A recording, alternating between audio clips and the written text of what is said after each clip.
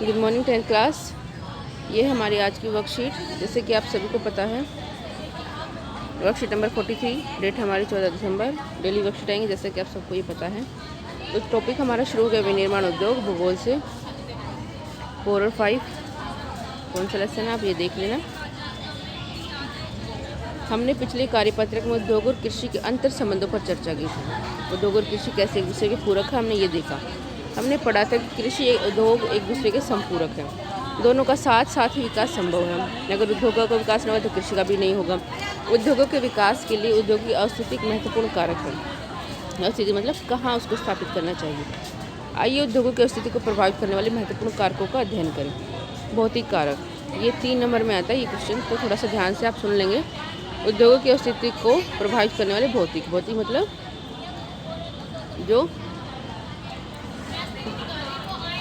Man made होते हैं या जो उस जगह के विशेष होते हैं। पहला है 2 तरह के कारक होते हैं, एक भौतिक होता है जो कि ये है, दूसरा है मानवीय। मैं बताऊंगी आपको मानवीय क्या होते हैं। इसमें मानव का कोई रोल नहीं है, ठीक है। अनुकूल जलवायु मतलब जलवायु ऐसी होनी चाहिए जो उस उद्योग के लिए वहाँ पर सही हो। मान लो आपका आइसक्रीम का उद्योग लगाना है और अगर वहाँ पर पहले से ऑलरेडी इतनी ठंड हो, मान लो आप लद्दाख में या जम्मू कश्मीर में अगर आइसक्रीम की फैक्ट्री लगाएंगे तो वहाँ तो आइसक्रीम बिकेगी नहीं।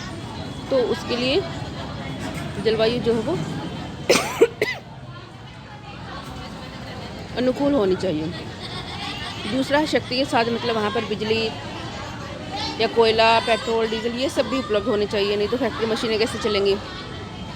तीसरा कच्चे माल की उपलब्धता मतलब कच्चा माल भी आसपास मिलना चाहिए। ऐसा नहीं है कि फैक्ट्री लगा दे जम्मू कश्मीर में कच्चा माल लेने के लिए आ रहे हैं दिल्ली, ऐसा संभव नहीं हो सकेगा। तो कच्चा माल भी वहाँ पर उपलब्ध होना चाहिए।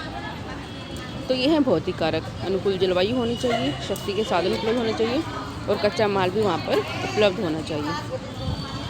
उसके बाद है मानवीय कारक। मानवीय कारक जो मनुष्य से रिलेटेड है। श्रम मतलब लेबर आसानी से मिल जाए, काम करने वाले उद्योग में काम करने वाले लोग आसानी से मिल जाएं। कम मजदूरी पर अगर ज़्यादा उनको ही अगर बाहर से लाना पड़ेगा या उनको ज़्यादा तनख्वाह पे रखना पड़ेगा तो फिर फ़ायदा नहीं होगा। दूसरा है पूंजी, पैसा भी चाहिए लगाने के लिए। कोई भी काम धंधा स्थापित करना है, फैक्ट्री लगाना तो पैसा चाहिए, फ्री में तो होगा नहीं। तीसरा फिर वहाँ पर बाज़ार भी होना चाहिए, मतलब उस वस्तु को खरीदने के लिए वहाँ पर बाज़ार भी होना चाहिए। ऐसा नहीं होना चाहिए कि बना दिया लेकिन खरीदने वाला कोई है ही नहीं। फिर है परिवहन और संचार के साधन मतलब ढुलाई के लिए साधन भी होने चाहिए, यातायात के साधन होने चाहिए, बात करने के लिए टेलीफोनिक सुविधाएं होनी चाहिए। आधारिक संरचना उसकी संरचना का आधार सही होना चाहिए।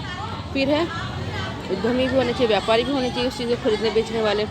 और वहाँ की जो सरकारी नीतियाँ हैं वो भी आपके काम धंधे के अनुरूप होनी चाहिए। अगर वो प्रतिकूल होंगी तो आप काम धंधा नहीं कर पाएंगे। तो ये सारी जो परिस्थितियाँ हैं ये मानवीय कारक हैं। पूंजी, बाजार, परिवहन और संचार के साधन, आधारिक संरचना, उद्यमी, सरकारी नीति और श्रम, ये 6 हैं। तो आप इनमें से अच्छे से कर लेना। दोनों ही क्वेश्चन 3-3 नंबर में पूछे जाते हैं और मैं उम्मीद करती हूँ इनमें से एक क्वेश्चन तो ज़रूर आपके एग्ज़ाम में आएगा। अब क्वेश्चन देख लेते हैं। बहुत ही आसान क्वेश्चन है ये, बहुत ही आसान टॉपिक है, थोड़ा सा याद रखना है बस।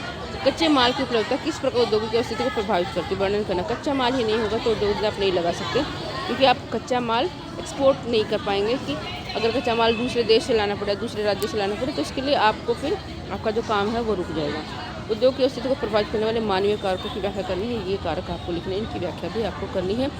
तो आज की वर्कशीट में इतना ही। बहुत ही महत्वपूर्ण टॉपिक है और आसान भी है। तो आज की वर्कशीट में इतना ही।